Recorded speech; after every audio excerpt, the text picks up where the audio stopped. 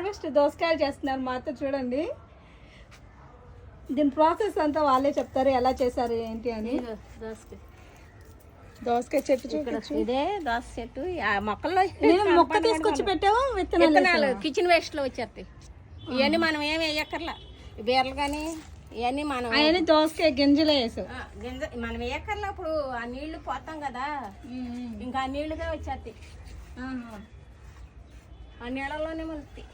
కూరగాయలు కట్ చేసిన దోసకాయ ఉంది అక్కడ ఉంది. ఇక్కడ కూడా దానికాయ చెట్టు ఉన్నట్టుంది. ఇదిగో దానిమ్మకాయలు. ఇది గింజలతోనే వచ్చింది. ఇది జామకాయ, ఇది దోసకాయ అండి.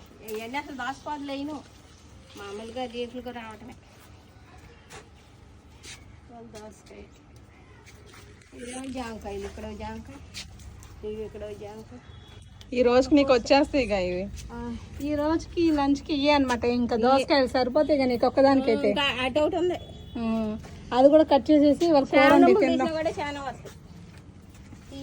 కాదు నువ్వు